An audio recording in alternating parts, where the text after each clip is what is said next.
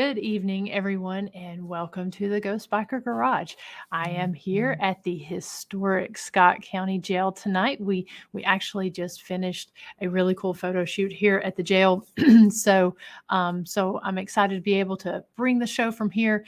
It feels like it's been a minute since we've been on. Had a whole lot going on the last couple weeks. I know summer is always crazy busy with people traveling and doing investigations and such.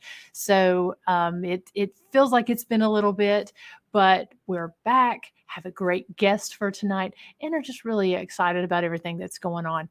If you've been following the show for the last little bit, 2 weeks ago, I had Joe Vitale on. He was here live with me at the historic Scott County Jail. He was doing his investigation, and he was here getting ready to start, did a bunch of live streams from here. It was actually quite an active night. So we did have an abbreviated show there last week. We did not have a show because my friend Sarah Jane from VP Paranormal, as well as her sister Debbie, they were in. The twins from Soul Sisters Paranormal, Dr. Christy Sumner and Dr. Jenny Sumner, they were in as well. And we kind of did a marathon investigation week last week, which was a lot of fun. Posted some pictures. We did an investigation from here at the jail. We were on Paranormally Blonde talking about things going on with the jail. And then we took a tour of Brushy Mountain Prison, which is one of my absolute favorite places, and got to, share the history there with our friends from Michigan. And then also we went and stayed in the Victorian utopian village of Rugby, Tennessee. Slept in the Old Field room, which is supposed to be one of the most haunted rooms in that location. Being still kind of going through some different evidence, going through some things to see what was captured. I know I was woke up that night, but I don't know if it was just a dream or if actually captured something on video. So still going through that evidence, hopefully be able to have some more things to share with you guys. But over the past week, we did actually end up sharing a video from a couple things that we captured here at the jail. And so I'm going to play that again here tonight.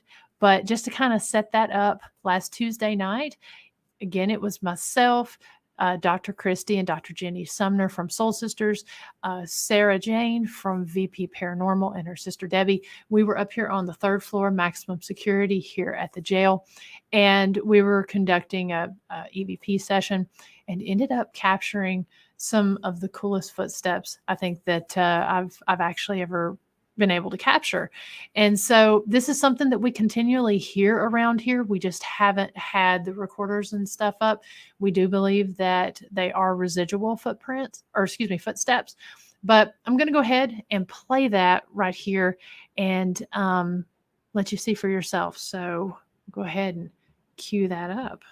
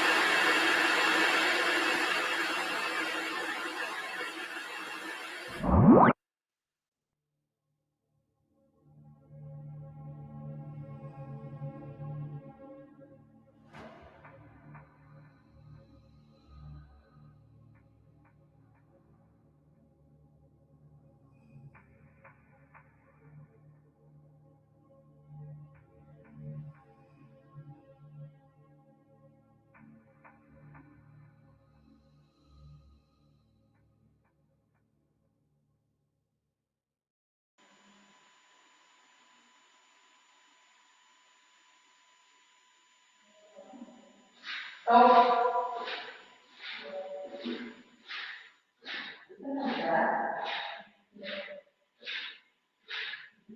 What is that?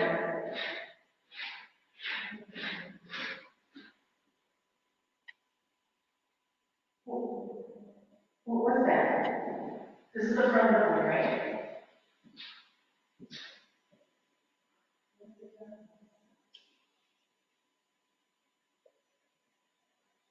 Hey, is that you?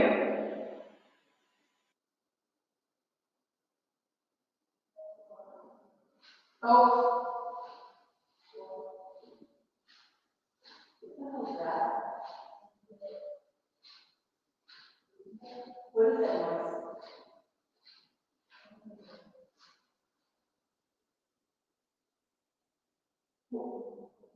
What was that? This is the front of the building, right?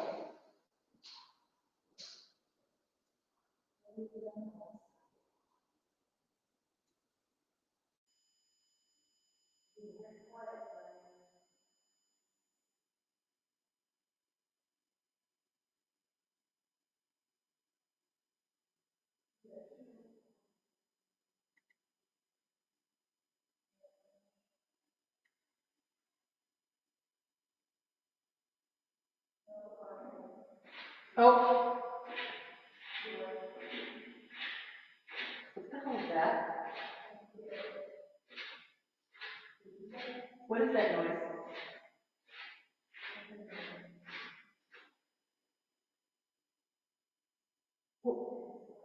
What was that? This is the front of the building, right?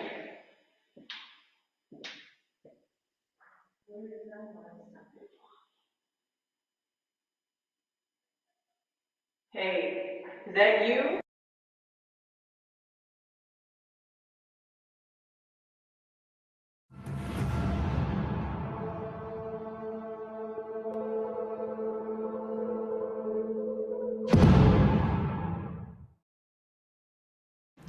So, so something that uh, that is just absolutely cool about this video is the fact that we were able to capture this on 3 different cameras. Again, this is something that we've heard when we've been given tours. We do believe that it's residual, and we're able to really, because we were able to capture it on 3 different cameras, we believe that we were able to triangulate exactly which side of the jailer's walk this was coming from. The steps, when you hear them in person, I mean, they really sound like sticky boot prints. So it was just really cool to be able to capture those. And so I'm hoping to be able to release some more videos like this. I do a lot of static cameras when I'm investigating. As you know, with my videos, whenever I release my season, I always like to put out full episodes, immersive episodes. But a lot of the time we'll have static camera footage. So this is kind of a new little segment that I'm releasing called Beyond the Static, where I'll be putting more static cameras out and that sort of thing. So, so stay tuned for some of that, for some of our other investigations that we've done with some of the static cam footage. So I want to go ahead and get to tonight's guest. And also, let me just go ahead and say, if you'd like to book an investigation here at the historic Scott County Jail, we have the calendar open for the remainder of the year. So you can book through December 2022. And, I know those dates here in the fall, October and September, are really starting to fill up. So you're going to want to go ahead and get those dates booked. And you can do that on the Historic Scott Co-Jail website. So anyways, I want to go ahead, get to tonight's guest. Originally, the tattooed medium was supposed to be on tonight, but she had to end up canceling last minute. And so my good friend, Joe Shortridge of 222 Paranormal, offered to step in. And we've got some great topics that we're going to be talking about tonight. So I'm just so thrilled and excited that he stepped up. I've been wanting to have him back on for a while now. So I'm just really glad that everything was able to work out so that he could be back on the show with us tonight. So I'm going to go through his bio here, and then I'm going to get him on with us. He is the brother of the brother and sister duo, Joe and Jen, who have been interested in all things paranormal, and they bring you the award-winning 222 Paranormal podcast. If you guys haven't heard this podcast, you've got to check it out, because the guests they have and the topics they cover is just top notch. And so you need to add that to your like and your follow and to your playlist, because again, 222 Paranormal podcast is just phenomenal. They bring you personal experiences, interesting topics, and special guests with topics such as hauntings, possessions, Bigfoot, and more. Guests from all over the globe, such as Jeff Bellinger, the excuse me, the late Stanton Friedman, Andrea Perrin, Brian Cano, the Ghost Brothers, and many, many more. 222 Paranormal Podcast has participated in over 47 conventions and conferences and have done paranormal investigations all across America. Joe's background in the paranormal came from his love of the UFOs and space, but was introduced to the haunting side by a shared death experience and is well versed in the legends of giants, Bigfoots, and hauntings. Jennifer has always loved the spooky side of the paranormal and lived in a haunted house that is talked about several times on the show. Jennifer has also been on several ghost hunts across America with celebrities such as the Ghost Adventures crew. 222 Paranormal brings your convention and conference to the next level with an on-site recording of guest vendors and speakers, and that's something that is really unique and cool about Joe's podcast. Is the fact that's how I met him, was at one of the conventions, and so I was blessed to be one of the guests on his show, and he actually interviews the guests there from the convention. So I'm going to go ahead and bring on my friend, Mr. Joe Shortridge. Hey, Joe. What do you want? What do you keep on calling me for? Well, thank you for taking the time to step in tonight. And when you sent me the message, it's like, yeah. I know we've been talking about it, and you're a busy guy. Oh, way too busy. I've got so much stuff going on. But yet today I was supposed to record another show for our 222 Paranormal podcast, and today's not Wednesday. I was thinking today was Wednesday. We're recording on Thursday. So I come home and I'm doing all kinds of stuff. And Jen called and she's like, what time are we recording? I'm like, what? So we're going to record tomorrow. Gotcha. Well, thank you for not recording tonight and coming on live streaming with me. So I know you've been on our show a couple times. You did my New Year's special, which was the very first one that I did, and you were one of my very first guests.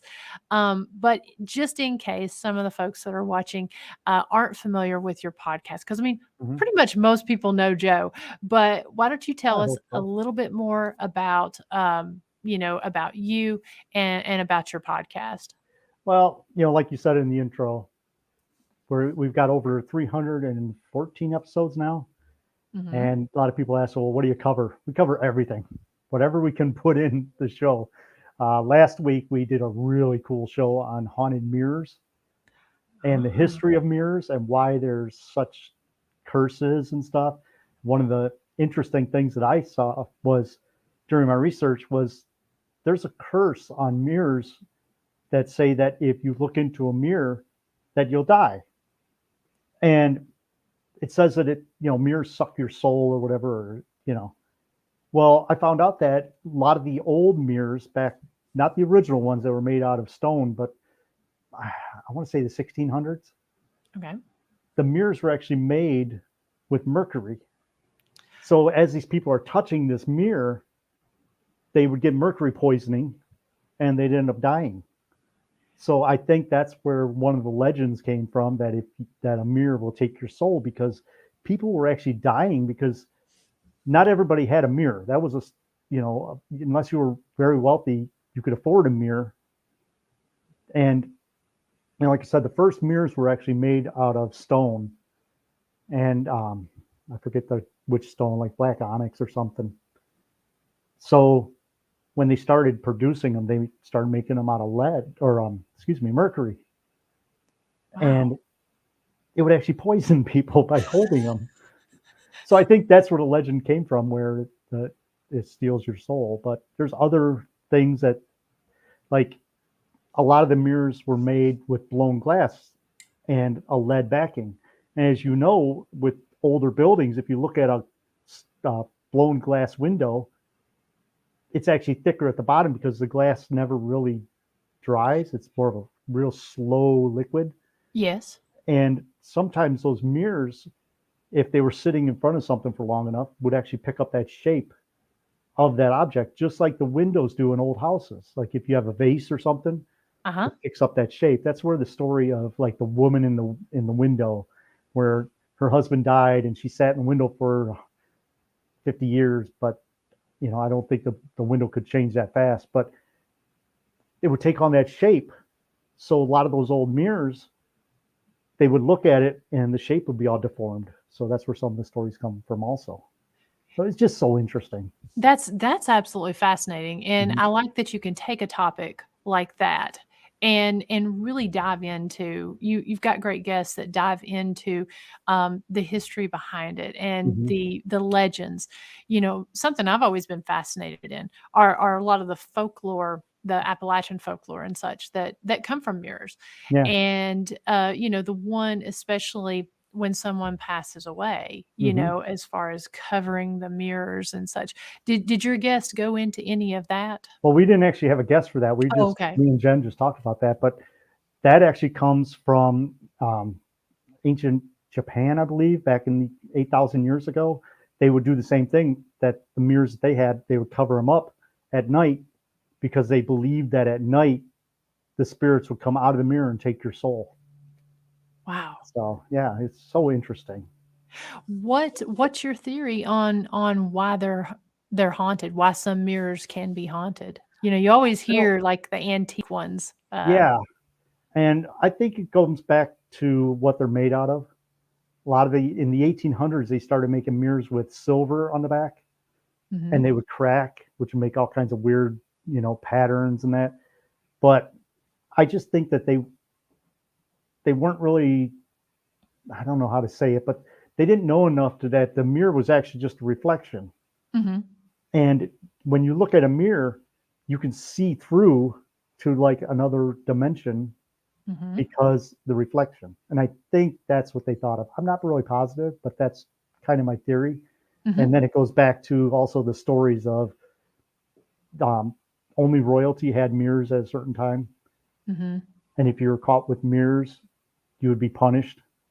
And then this, like the story of the mercury poisoning and just stuff Yeah. like that. And one of the main things that mirrors were used for in Greece and Egypt was scrying. And I've heard so many stories. Like I should have brought it out, but I have a black mirror myself. I have a black Mhm. onyx mirror it's not a actual painted mirror to where it's painted black. It's an actual piece of glass that's black and it's a mirror. And I used it for my photography for years. Mhm. I actually put Velcro on the back of it so it would sit on the table nice, never knowing that it was actually a black scrying mirror. Who knows where it came from? But it's what 48 by 52 or something, and it's just so interesting that, and you could actually use your phone as a scrying mirror because that's the black.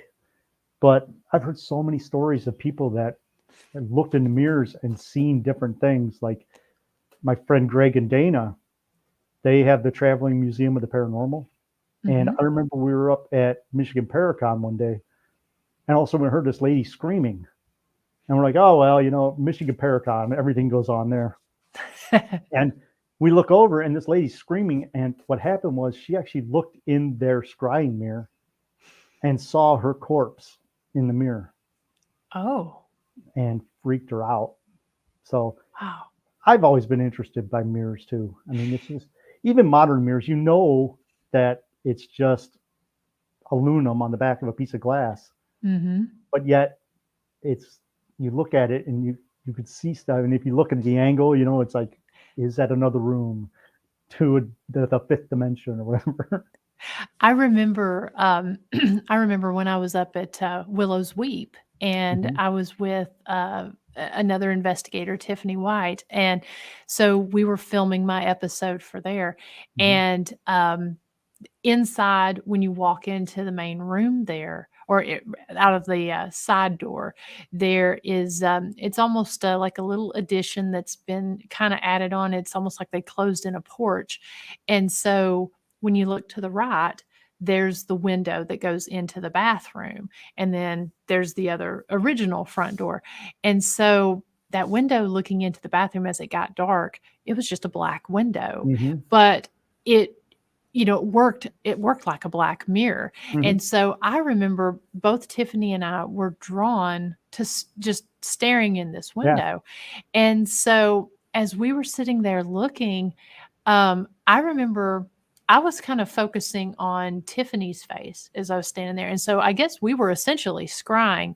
Yeah. And both of us saw her face completely change. I mean, she did not look, she actually looked like a man Oh, standing there wow. looking back. Uh-huh. And I know it really kind of freaked me out because it was an instant change, and she saw it as well. And we were both like, okay, did you just see that? So it was a fascinating experience for me there to be seeing the same thing that she Yeah. was seeing, and really kind of unintentionally scrying. I mean, we were Mhm. both found ourselves just kind of mesmerized staring at this window looking at our own reflection.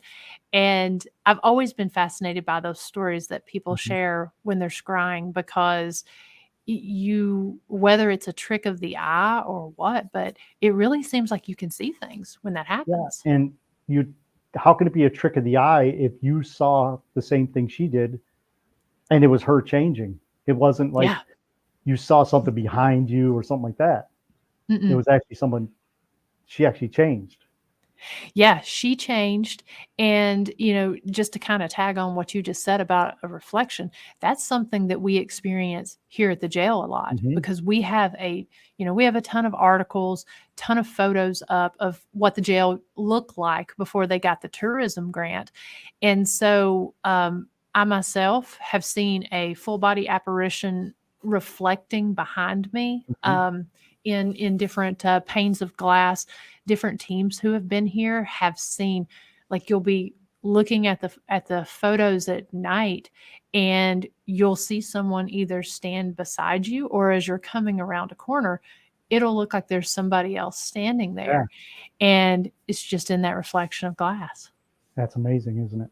I Yeah, it remember really is. we did an investigation with Haunted Toledo. They asked Haunted Toledo to go into a house, and me and my sister tagged along. They were like, "Hey, you want to come?" I'm like, "Heck yeah!" We get to this house, and imagine a house that has been closed for years that probably had 50 or 60 cats in it. Ooh, It was so bad. I took wow. one microphone instead of setting up equipment. I took one microphone, put it in the living room, and I swear when I pulled that cord out, it was dripping. But anyhow, Jen went into this house, and we were asked to investigate it because the lady had passed away in the house, and she wasn't found for a while. Mhm. And her daughter or somebody was cleaning the house out, and she says that she kept seeing her mom there. And so she called Haunted Toledo to investigate. Mhm. We didn't spend hardly any time in there because it was just so bad. I'm like, I cannot stand inside this house. But Jen walked in, and as you walk in the front door, the lady's bedroom was right to the right. And in between was this little tiny wall about foot and a half wide, probably where a pocket door used to be or something. And there was a mirror on there. And Jen walked in and she saw that lady's face in that mirror. Oh, And she freaked out. And me and Jen, we don't get scared that often. I mean, not saying that to brag or anything, but right, right. we're into this stuff. We don't Mhm. we don't get scared that much. I did once at the Black Cross, but that's a whole other story. But she walked in and saw that lady's face in that mirror and freaked out. And when I saw her freak out like that, you could tell that she's not just saying, "Oh, I just saw it." Mhm. You know, it's just it's so bizarre, and we wonder, why mirrors could be haunted, but who knows if it's not like the stone tape theory where that person looks in that mirror over and over and over, Mhm. and that image is imprinted in the atoms of that mirror. We don't know. That makes a lot of sense to me Hmm. as well. If a residual haunting, like, the footsteps that I played earlier, if that Oh yeah. sound can get trapped, Hmm. why couldn't a face get Yeah. trapped in a Yeah. mirror? Hmm.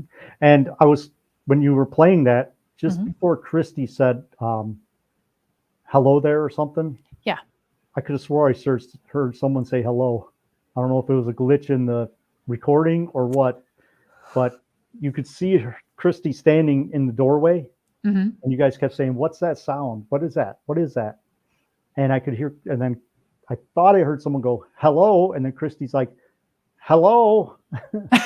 So play And it back, and okay. I don't know if it was just a glitch that I heard, if it wasn't there or was there, but that's what I heard. I'll go back and look. What's interesting about that one is the fact that, and this happens whenever we hear this in the moment. You'll hear the footsteps, Mm-hmm. and then you'll address it and say, "Hey, what is this?" And they just continue to go. And to me, that's really eerie because the times I've heard it, that time it was coming towards us. Yeah. The time that I was given a tour with another investigation team, it sounded like they were going away from us. Oh. And so, but it's always around this one specific bullpen on the Jailer's Walk. So it's kind of one of those things for me that's creepy because it continues to go even when you address it. It's Oh. just still Yeah. going. It does not stop. And so when the other time when the team was here, we actually ran towards it to see. Mm-hmm. And I mean, it sounded like someone had come in. So you know, that particular night, we didn't know for sure if the cameras had picked it up, but we all heard it. We were all in individual cells. Sarah and Debbie were sitting there in the hall. So it was interesting that we all heard it throughout, and that had just continued to play like this was something maybe that was maybe when they did their rounds at 9 o'clock. We've noticed on several occasions that it seems to happen on the hour, usually the top of the hour around 9 o'clock, 10 o'clock sometimes.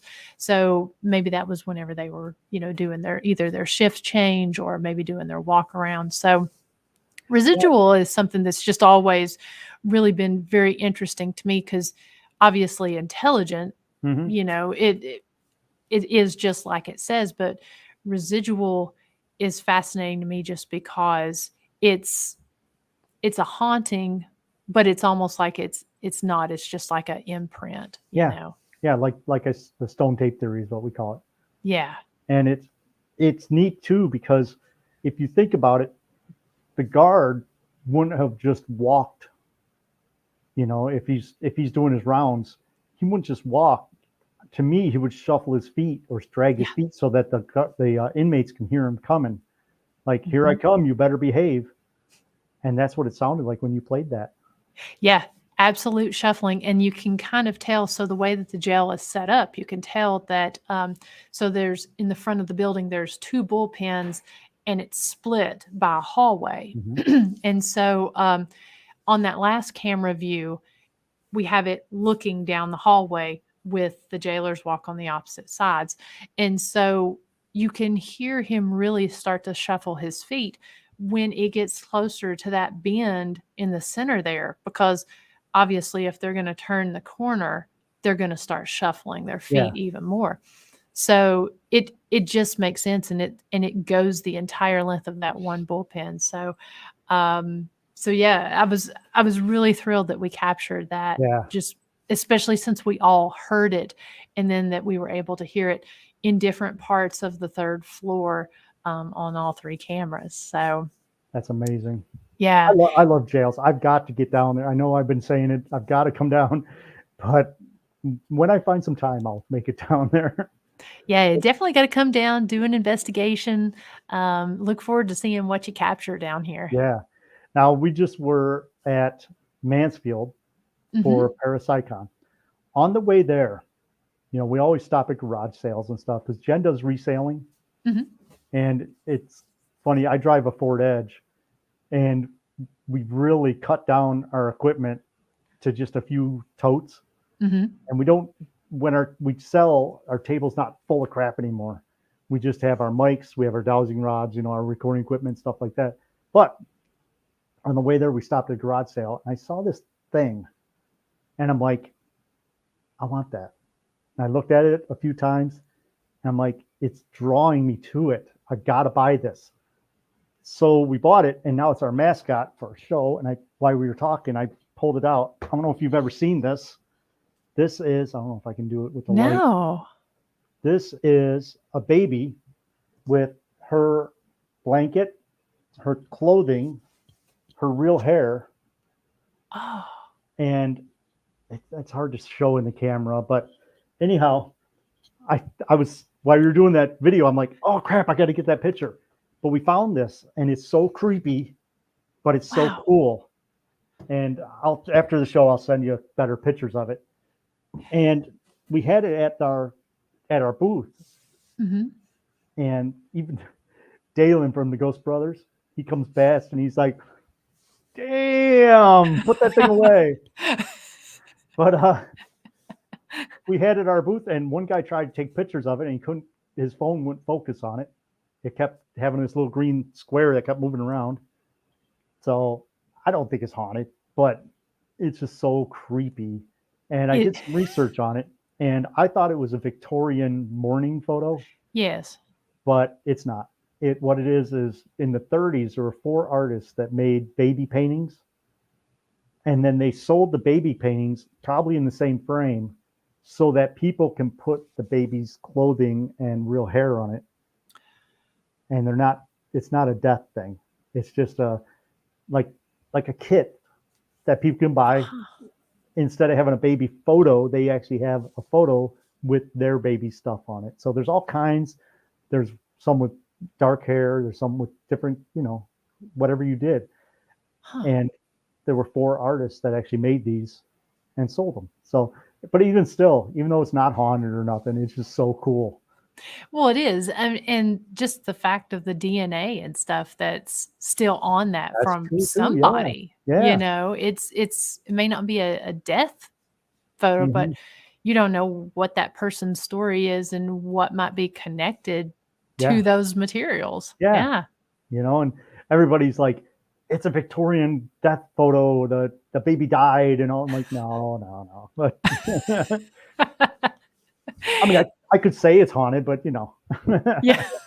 Hey, you just never know. You never never know. know. I have Create your own haunting with it. actually, I was thinking about putting a camera on it and a K2 meter and stuff to see Yeah. and let it, but who knows? You never know. I mean, there doesn't have to be a tragic story attached to No, no. something for there to be some type. I mean, again, with the residual activity, you never know. Hmm. Yeah, I mean, hauntings, like people always say, demons and all that, and it's like what 2%. Yeah, it's very low. It's the hauntings are just hauntings. They're just energy out into the universe. And Yeah. if they still want to visit you, because there's no time on the other side. I mean, 1 second to us could be 1,000 years on the other side, or vice versa. We don't know. So if somebody wants to visit you, they do. Yeah. Yeah, absolutely. And I just want to also say, to the folks here in the chat room, if you guys have any questions about any of the stuff that we're talking about tonight, please feel free to go ahead and put that in the chat room. Put it in all caps if you don't mind, just so I can make sure that I don't miss it. But Joe sent me some different pictures and some things Yeah. that some other things we're going to talk about. Let me go ahead and get the screen shared All right. here. Let's see here. It's my So other passion. let's see. Whoops, for some reason my computer's hanging up here. Okay.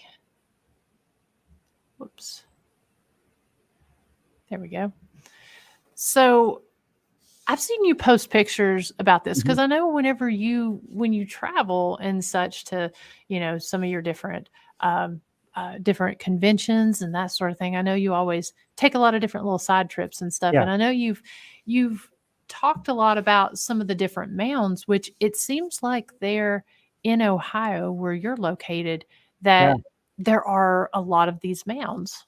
Yeah. They said that there's over 10 or was over 10,000 mounds just in central Ohio. And like I said, I travel a lot to the different mounds because I feel that wherever you find a burial mound or even just a regular mound for other reasons, there's a lot of hauntings around them. Like Moundsburg. or like by Pennsylvania State, or yeah, Pennsylvania State Penitentiary Hmm. in Moundsburg. Hmm. That's very haunted. We had a mound downtown Toledo that was actually tore down. Everything around that's haunted, but I find that a lot of places that you'll find a mound have hauntings. But I spend a lot of time down in Newark, Ohio. Hmm. Okay. And I'm so drawn to that place because, for one, you have Serpent Mound, which is close by there, but Yeah. you also have a bunch of other mounds and mound complexes. The whole city of Newark used to be a mound complex. And as they built the city, they would tear the mounds down. And really, there's only two left.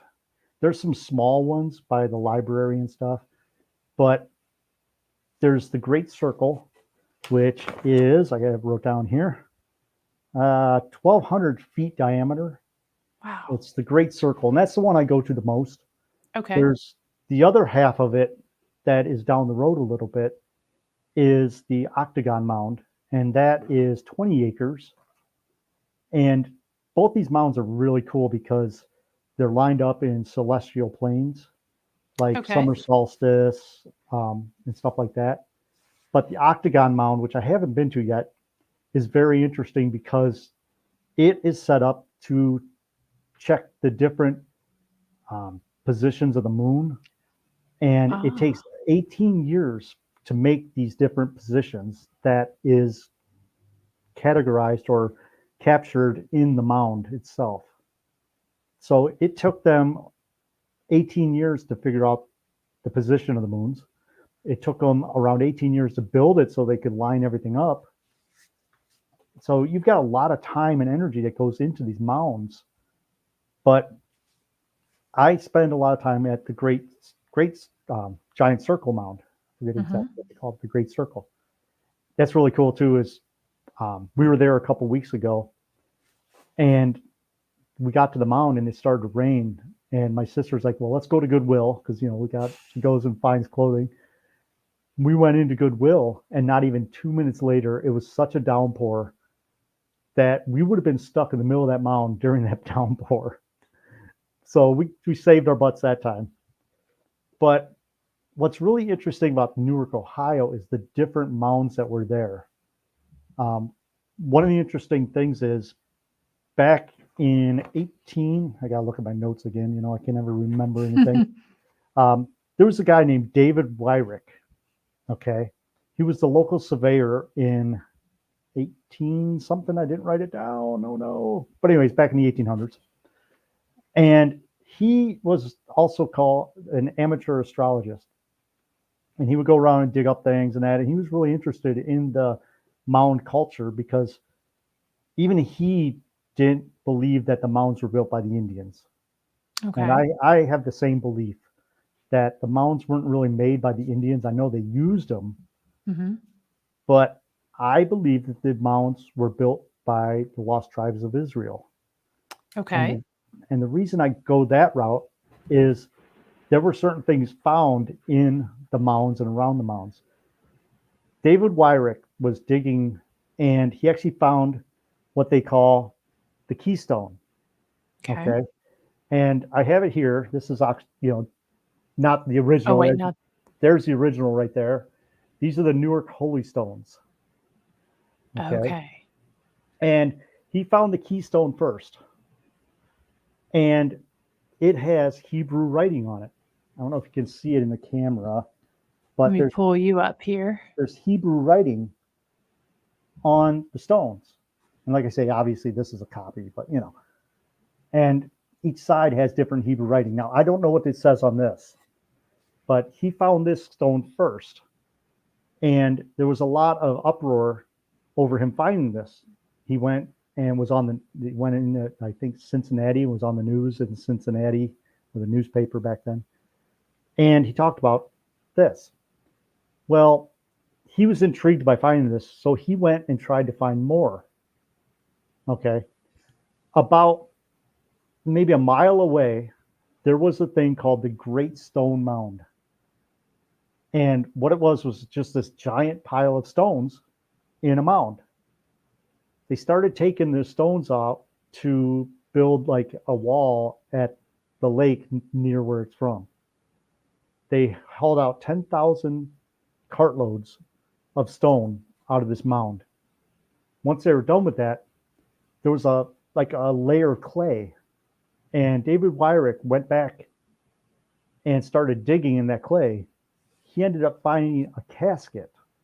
Okay. Wow. And he says that there was a giant in the casket. Now, when we say giant, people think of 20-foot tall beings or 12 feet. That's not what they were really like. I mean, there might have been some, like in Aruba and places like that, that were taller, but giants here in America were roughly around 7 feet. Okay. Okay. He found this casket, and he opened the casket, and there was a skeleton in there. And the skeleton actually had copper bracelets on, and it had a cloth with it. Now, I don't know if it was a burial cloth or whatever. So the Native Americans didn't put their deceased in caskets or coffins, more of a casket. And that's why we think that it was the lost tribe of Israel, because even William Penn, when William Penn came into the area, he said that he was so familiar with the Indians that he felt that he was in the Jewish part of London. The similarities between the Indians that were there, his exact words were, William Penn stated that the Indians, he could easily imagine himself in the Jewish quarter of London, was his exact words. So maybe, I mean, I don't know if it was the lost tribe of Israel that came to America, but why not? You know, I mean, people traveled back then. So anyways, he found this casket. He opened it up, found a skeleton in it. The skeleton had copper bracelets and stuff. Well, the minute he tried to move it, the bones just disintegrated. So they couldn't save that. He moved the casket away, and under the casket was a stone box about this big. Okay. And that's part of the Newark Holy Stones. When you see the stones at the museum, the two boxes on the side, one is the top and one is the bottom. He found that and it rattled. So he knew something was in there. And there's different stories that one of the workers blew in it, it came apart. The other one is he pried it apart. Who knows? So inside is what they call the Decalogue stone. And I've got a copy once again. But if you notice, the person in the middle is Moses. And it says up here, Mose or Moses. And all around this is block Hebrew writing, which is an old style Hebrew writing. And they found this, and some people say they're fakes. You know, you're always going to have someone who say they're fakes. And they kind of really ridiculed him his whole life because they called him an amateur archaeologist. But who really was a professional back then? Right, right. So anyways, he found the Decalogue stone underneath this casket. And it has Hebrew writing all over it, which is the 10 Commandments. And you have this person on the front who's Moses. Now, you think of why would there be these Hebrew things in America? Well, there were a lot of other things found. Okay. I know I sent you the picture from Fayetteville, Ohio. Yes. Let's see here. It would be the Hebrew letter. There you go. Is it that one? That's part of it. Yep. So if you go to Google Maps and you go to Fayetteville, right where State Route 15 and State Route 30 come together, and you zoom in, the one that's on the map right now is not as clear as this because it's all kind of dead. It's kind of grown up. Yeah. Yeah.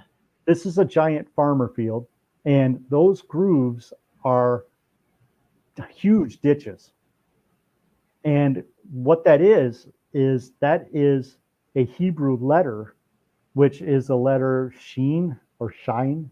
I don't know how to exactly pronounce it, but it's an actual Hebrew letter in the ground. And people say, well, why is there a Hebrew letter in the ground in Fayetteville, Ohio? Well, right next to that, there was another mound structure. And that mound structure looked like a Hebrew lamp and then the menorah underneath it. And that was Let's see. I all should tore have down. that. Mm-hmm. There it is. That was done by a person, um, Major Isaac Roberto. He mapped out this mound structure, and it's huge. And that's what, when he mapped it out, that's what actually came out. So, is it Hebrew? We don't know. But why would they make a mound structure shaped like that? Exactly. I mean, that wouldn't. I mean, it makes more sense with Hebrew than Native American. Yeah, yeah. Yeah. And the thing is, too, is in let me see if I can find in my notes again. I'm so scatterbrained tonight, but um,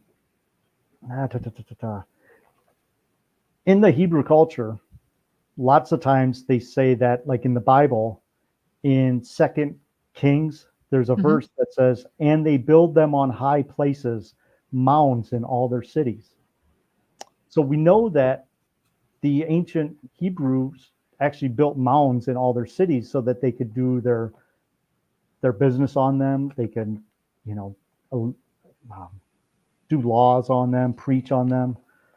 And a lot of the mounds that they found, especially like the stone mound, look just like you'll find in like places off the eastern coast of Cyprus right now. There's mounds that look just the same.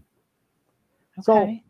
like I said, we don't actually know who built the mounds or if giants built them or that, but giant skeletons have been found in a lot of the mounds in the United States. Are a lot of these mounds used for burial, or are they more utilitarian uses rather than burial? Well, I think both. Like the Great Stone Mound was obviously a burial mound because they found the skeleton underneath it. Mm-hmm. But like in Miamisburg, Ohio, there's a mound that you can climb up on, and I've done it several times. And it's not a complete mound anymore because they took the top off of it. Okay. When they started taking the top off, they found tons of skeletons, and they were Native American skeletons. Okay. So the Native Americans, I believe, used these mounds as burials. Mm-hmm. But you also have like the serpent mound, which is not a burial. Mm-hmm. And I'm probably that mound that we just showed. I think that is also not a burial mound. I Okay. think it's just an effigy mound. And you know, people say, well, wait a minute, you found a Hebrew letter in a field. Mm-hmm. You found the keystone and the Decalogue stone. Mm-hmm.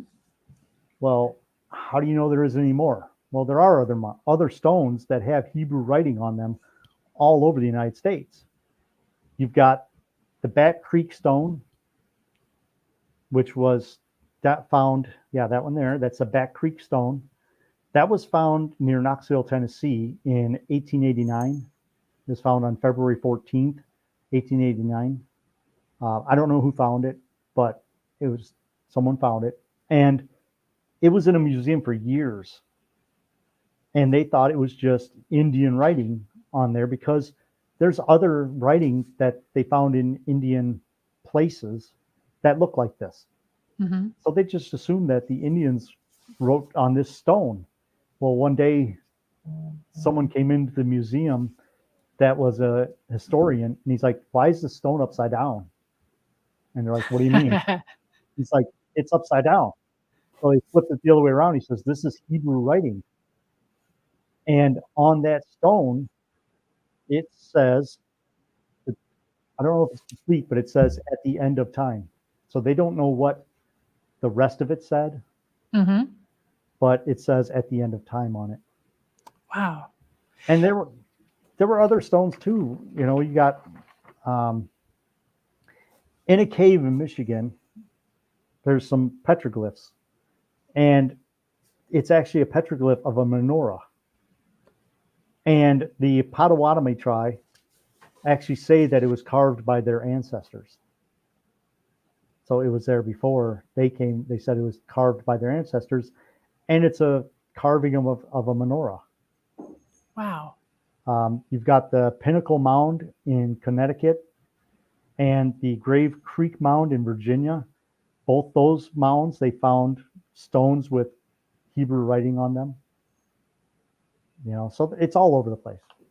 And Yeah. I mean, I Oh, go don't ahead. know. It's just it's something that I'm really passionate about digging into, but I really want to know the history of the mounds and the giants. I do know that here in Toledo, there's a place downtown where the mound used to be. The mound, there was a mound on the river. Across the river from that, which is really close, there's a place that used to be a hotel. It's very haunted. And I know that when they remodeled it in the 80s, they tore the parking lot up and found bones under the parking lot. Oh. And now they say it's a legend, but I've talked to people that say, no, we saw them. They just paved back over them because they didn't want the uproar of that. So was that a burial near the mound? Yes. And then down probably a mile and a half, you have a place called the Toledo Yacht Club. And right next to that is where the Coast Guard station is. And they said that in the 1800s, and you can look this up in the Toledo Gazette of that time, back in the 1800s, they found a skeleton with a skull that was so big the jawbone would fit over a regular human's head. Wow. And that was the one with the double rows of teeth. So they had a giant skeleton that had the double rows of teeth. Down the river the other way in Maumee, Ohio, where the War of 1812 and all that happened, they found giant skeletons down there with the 6 fingers and 6 toes. Okay. So it was almost like two different types of humanoid. One had the double rows of teeth, and the other one had 6 fingers and 6 toes. Do you believe that those are some of the giants that were maybe some of the descendants from the giants that were in the Holy Land? Like the Nephilim and stuff? Yeah. I think so. I can't prove it, but talking to a lot of people, it really makes sense. And if I can remember right, they did talk about in the Bible. Now, somebody can, if somebody's watching and knows this, let me know. But I believe in the Bible, they talked about giants with 6 fingers and 6 toes. I believe they did, yeah. And those are the ones they found in Maumee, Ohio. Wow. So, yeah, it's so interesting. Yeah. And, I mean, because here in East Tennessee, I know there were a lot of mounds there. And in fact, where I live down in the Cleveland area, there's actually a subdivision that is just down, not even a mile down the street from my subdivision, excuse me, that has a mound. The subdivision is actually built around a giant Indian mound. And then also not far from here at the jail, about 45 minutes from here, is the Norris Dam area. Yeah. And they found what they believe to be Egyptian artifacts in the lake. Yeah. And so I have actually had a guy who had been on my show earlier this year. He did a vlog on that. And there was a lot of kind of speculation back and forth about, the Native Americans being very similar, but a lot of interesting Hebrew and Egyptian artifacts were found in that lake, which really lends, of course, the stone that we just showed, that was in the Knoxville area. Yeah. So it's like, how did they get there? I mean, that's really kind of fascinating when you start looking at that. There's people out there that say that they're fakes, but they're finding them all over. And they're finding them on, I wish I could remember, but I was just watching a show a couple days ago. And this guy, he's one that he'll show them. He talks about, the history of America is not what they said it was. And he kind of disrespects them, I guess. I don't know if that's the right word.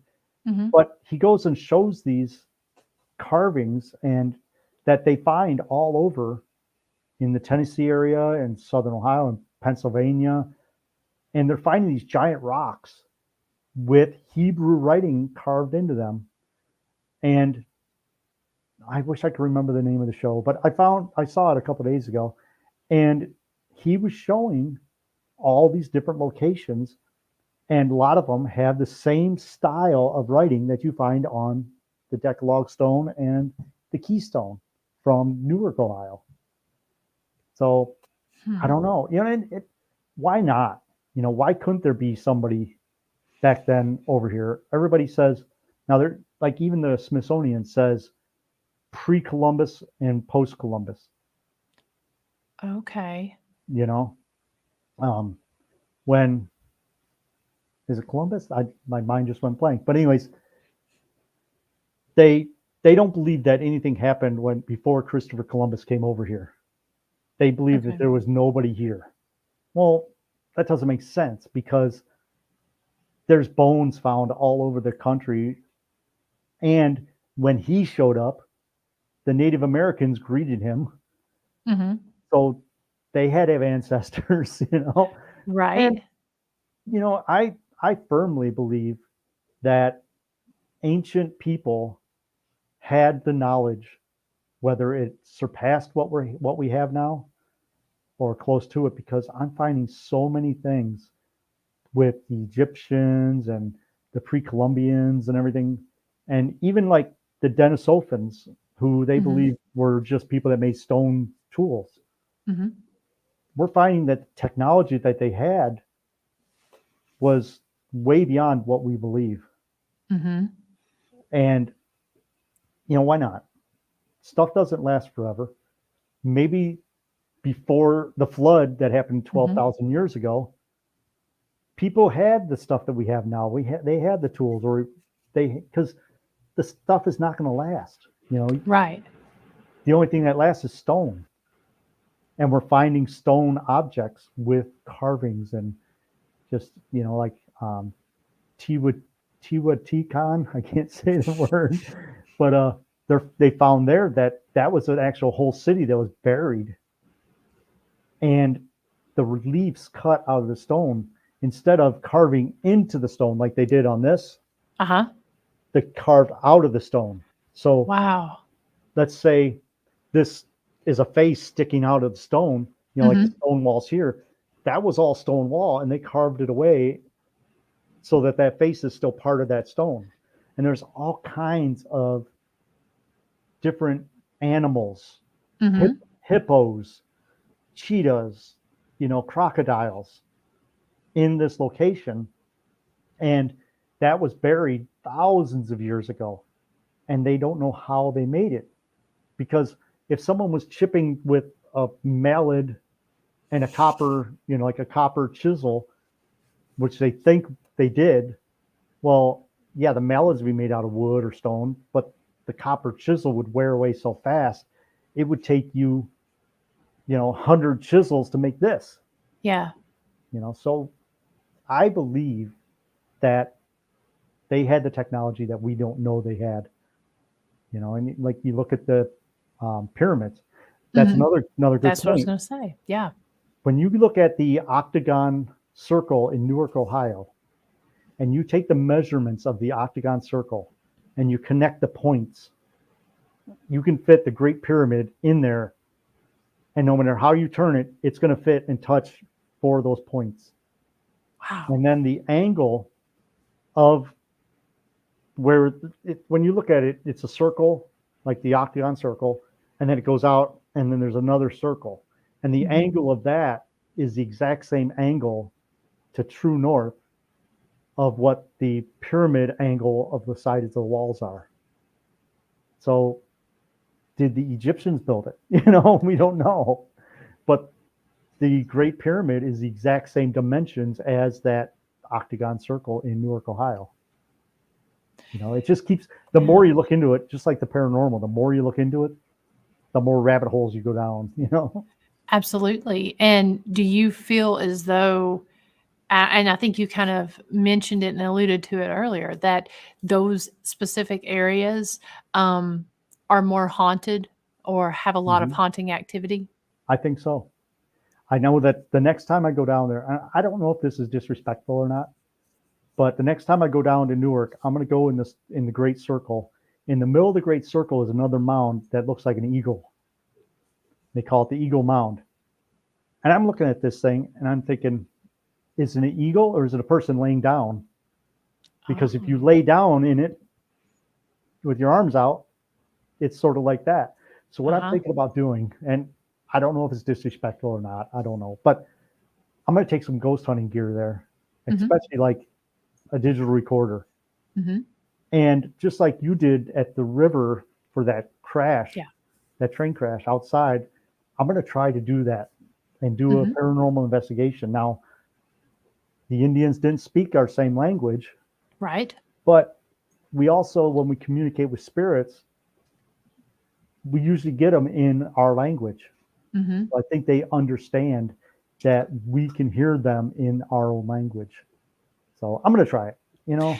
What does it hurt to try? You know, I mean, even if it's you know, and there's so many different things you can try. I mean, just taking dowsing rods or just taking, you know, spirit box and see if anything pops up. I mean, you just never know. I mean, because whether it's Native American land or Hebrew, I mean, it's gonna be a charged sacred area, regardless of who it is.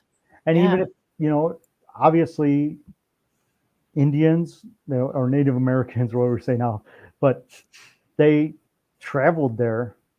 And when you look at the Great Circle, when you go there, there's a mound outside by the parking lot. And it's only about 3 foot tall. But you notice that it's like a mound, but it's not a cylindrical mound. It's like a mound that goes off into the distance. And that was a parallel road that ran right to the octagon mound. But there's only like 30 foot of it left because they, you know, made the parking lot and everything. So that was the location. They believe that was the location. It wasn't a fort. It wasn't anything like that. They believe that the tribes would all gather there and they would use those paths so they knew how to get there, almost like a road. So it was known. I mean, we know that it was a great meeting place. So, but I'm going to go there. I'm going to do an investigation, and I don't think I'll be. I don't think by me doing that is disrespectful because I'm trying to learn and I'm trying to honor them and learn from them. Yeah, you're trying to, I mean, find out more. It's just a different form of you know, investigating. I mean, I'm sure whenever somebody went in and excavated, I'm sure there was, you know, that concern of disrespect. But I mean, you're really trying to establish communication, and you know, different people have different beliefs when it comes to cemeteries and stuff. But I mean, it's really no different than going into a cemetery, or essentially even going into a home or a place of business and trying to establish communication. Yeah, exactly. And I mean, I'm actually really fascinated by this mound map that you sent, and really just how much you know is right along. Let's see, I guess that's the Mississippi River right there. And just how many, you know, knowing East Tennessee, you know, that area there with East Tennessee is for sure places where we have high concentrations of Native American lands, especially down in, you know, Chattanooga, Chickamauga, Ottawa, Ocoee, those areas that are named for that. And of course, you know, looking down there in Florida as well. But I'm really just fascinated by I mean, it's like almost 3/4 of Ohio. Yeah. It's mind boggling. And the more I look into this, the more I'm finding. And a lot of it's on private land and a lot of them are not there anymore. You know, they're shopping malls and stuff now. I had a photography studio out here at Woodville Mall. And it Mhm. was one of them dying malls. And I found out that there was a mound on that location too. And there was a lot of hauntings in that mall. People saw apparitions and stuff. Uh, I did talk to the girl that was the person that worked. She did all the cleaning and stuff like that. She was the one that always locked me out at the end of the night. And she told me that she saw Indians in there. They found arrowheads in both the parking lot and inside the mall. Now, whether that's somebody going in there and dropping them to honor them or something, I don't Sure. know, you know. But Mhm. I've heard plenty of stories where people found items that weren't there before, like dimes when you find dimes or, all those stories. Mhm. Haven't haven't they found, and I may be getting my stories mixed up, but Mhm. haven't they found a lot of these Hebrew type artifacts around the Great Lakes area? Yeah, that's why I say they're all over the place. Like in that one in Michigan, Uh-huh. um, the carving where the Potawatomi tribe Mhm. says that it's from their ancestors. It looks just like a menorah. And I Wow. should have sent you that picture, but if the listener wants to look it up, just look up, carving for the in Michigan as the menorah Now, for that site. have you noticed any of these areas to have a higher concentration of Jewish or Hebrew population today? Have you That noticed that at I all? don't know. That I don't know. I didn't, I haven't looked into that much yet. I will eventually, but I haven't looked into that much yet. Yeah. I know in the Tennessee area we don't have that, that high Mhm. of a concentration down here. It is definitely high in different Native American tribes, and a lot of the folks down in this area have a lot of that in their lineage.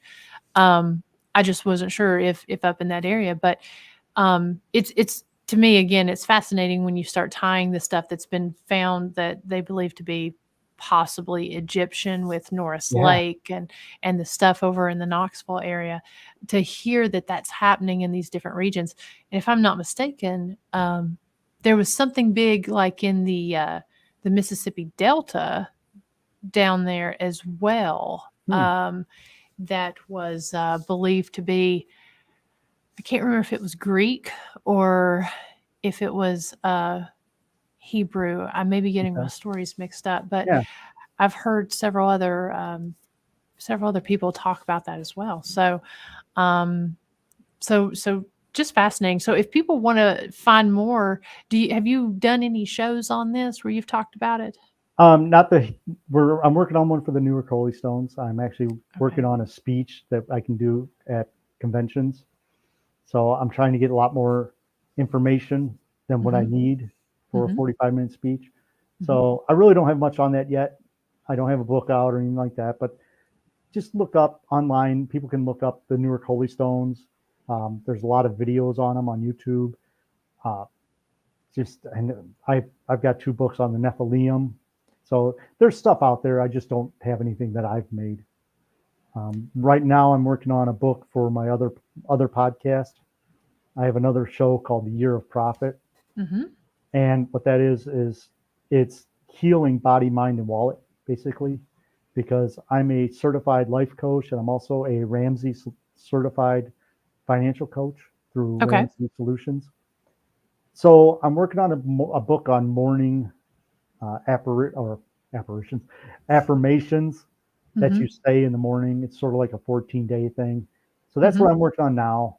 But I don't have a book on the mounds or anything yet. I'm sure I will eventually when I get some time.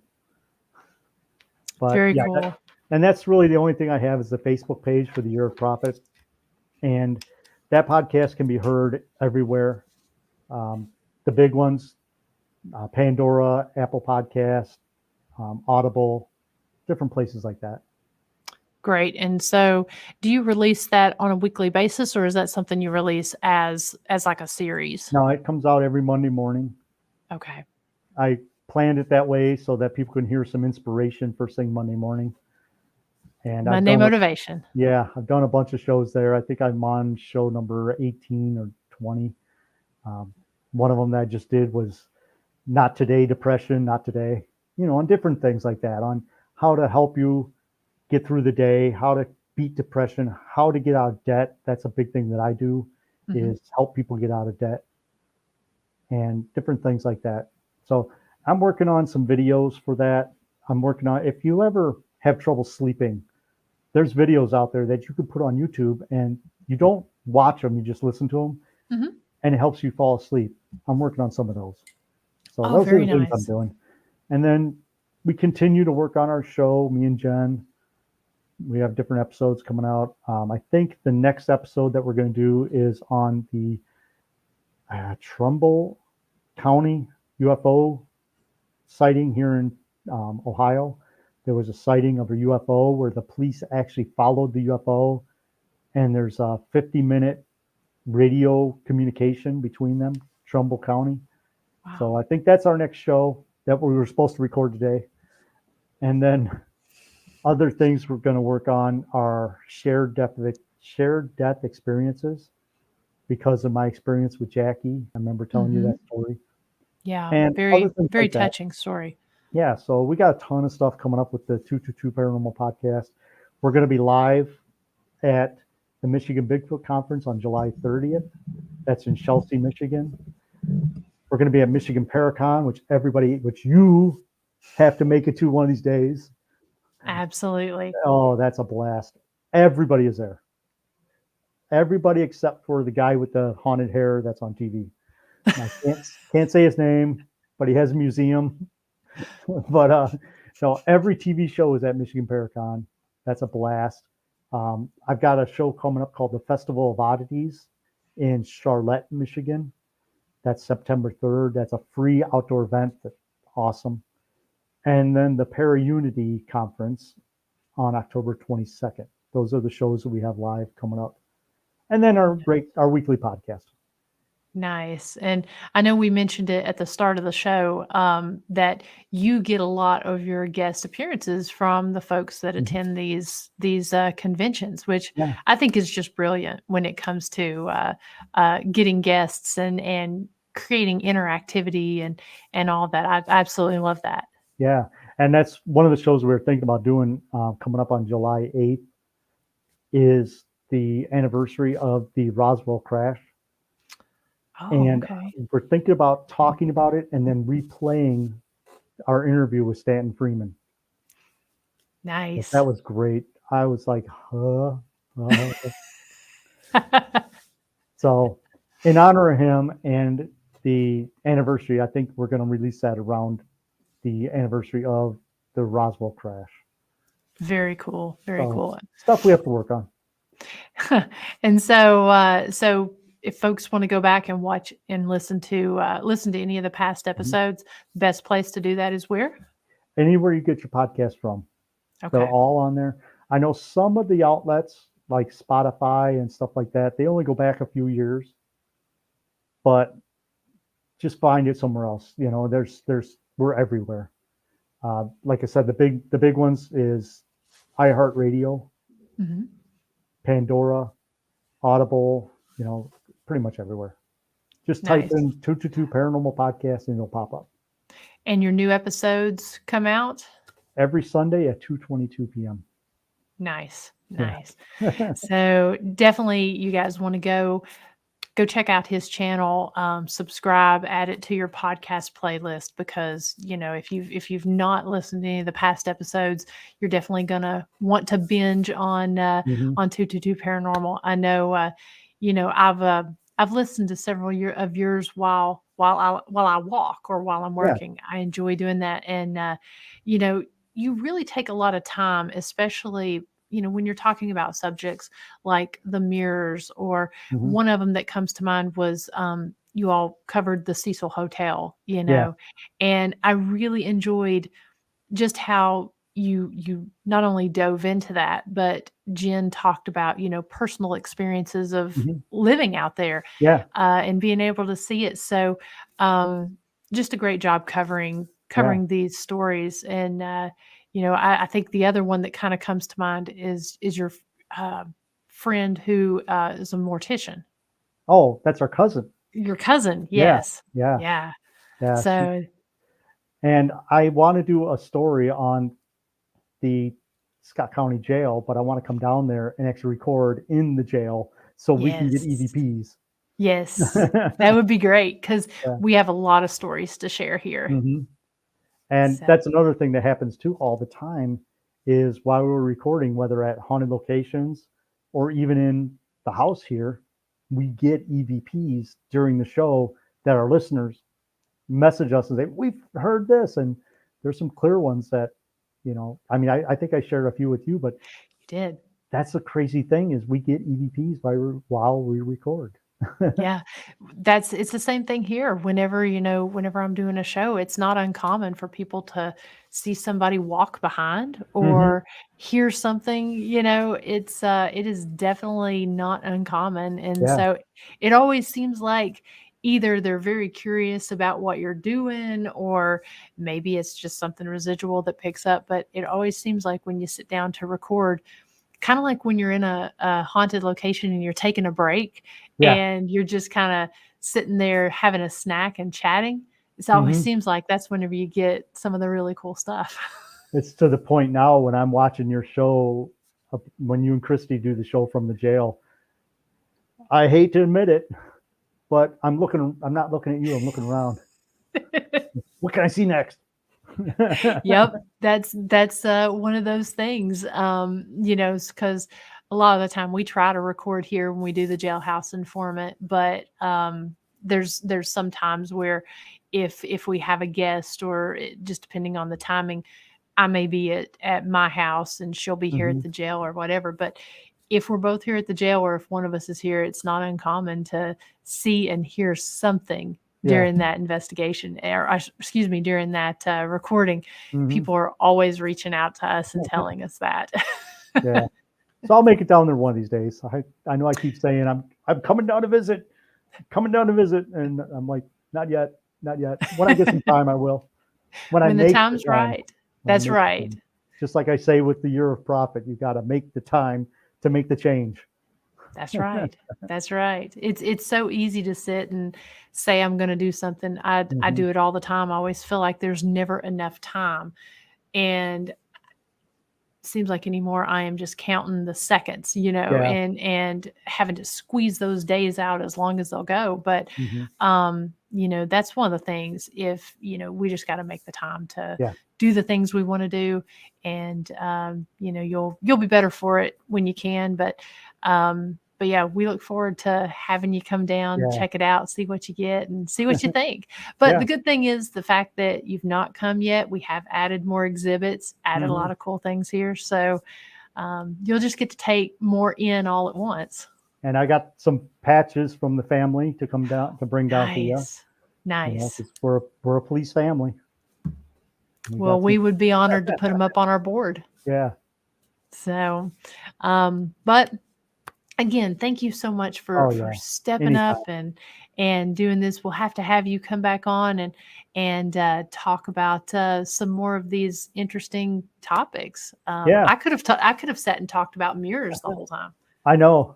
And we didn't even plan on talking that. I didn't even have it wrote down. Right. I got to have my notes.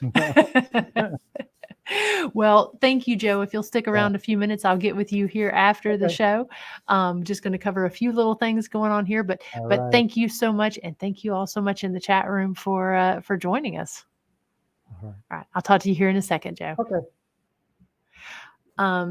Yeah, I just love Joe and appreciate him stepping in and spending time with us tonight because he's always got such great topics to talk about. So we'll definitely plan to have him come back on and share some more of these different interesting topics. Again, thank you guys so much here in the chat room for sticking with us tonight. I know it's been a minute since we've been on here, but we've got some really great shows lined up for the next little bit. Just want to kind of touch here on the calendar here. Let's see. Of course, let's see here. Let me get my calendar opened right here. Next week, I'm going to be having Dr. Molnar, which is the Haunted MD. Very, very excited about having him on. I know he is a very busy person, and, hospitals, doctor's office, end of life, that sort of thing. All of that are just such fascinating topics. So really looking forward to having Dr. Molnar on next week. And then, of course, 4th of July, we've got some really cool things planned here at the historic Scott County Jail. We're having our red, white, and blue flashlight tours, and we're doing some special things here at the jail for the actual 3rd and 4th Fireman's 4th festivities here. I'll talk about that here in just a few minutes. On the 7th, I've got the amazing Kristen Lee from the Bel Air House, one of my favorite locations. She's going to be on here, another busy person, doing a lot of filming and a lot of different things. And then also on the 14th, we're going to have the guys from Fallen Hour podcast back. They were my guests last month.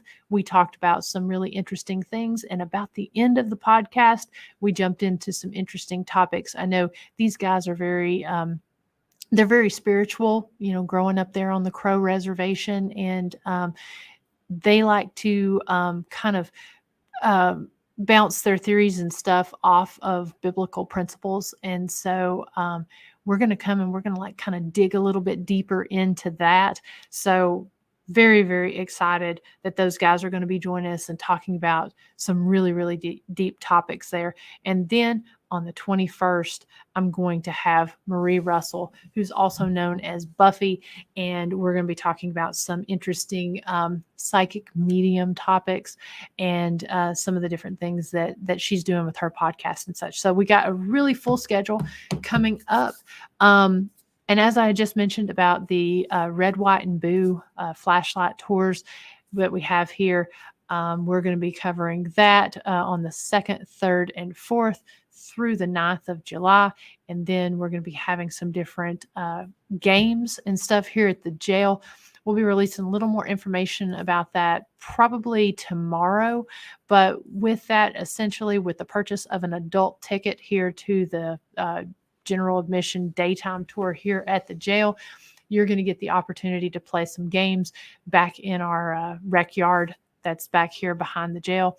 So we got that coming up on the 3rd and 4th. And then also we've got our haunted history walks that we have here that go throughout Huntsville, sharing the haunts and the history of the town of Huntsville, and a flashlight tour here of the jail. So all of that leading through July. I know that we've got all of our July dates out there. We've got a few in August, a few in September already up. If you're interested in a guided ghost hunt and we don't have that date up on the schedule, go ahead, reach out to myself or Dr. Christy Sumner. Reach out to us on the historic Scott County Jail website and get a date booked for for a guided ghost hunt with us. We can do that as a private event for you. So those are just a few of the things that we've got going on. Probably going to be making a few really cool announcements that I know Dr. Christie is working on here at the jail, and a lot of really cool things coming up that we should be announcing here in the next couple of weeks. So just really excited about these things and the guests that are coming up. Be on the lookout for a few more videos from Beyond the Static, my static cam footage that we'll be releasing, plus filming of season 5. Can't believe it, but season 5 is going to release here in October, the first Tuesday night of October. So we're gearing up for that, working on the episodes, finishing up some filming, and just a lot of really cool things coming for season 5 of Ghost Biker Exploration. So just be on the lookout for that. And, all the other cool stuff that we've got coming on. Then, of course, coming up this Thursday with Dr. Molnar. So in the meantime, I hope that everyone has a wonderful week, stays cool during this crazy hot weather here. And we'll definitely see you then. So talk to you soon. Take care.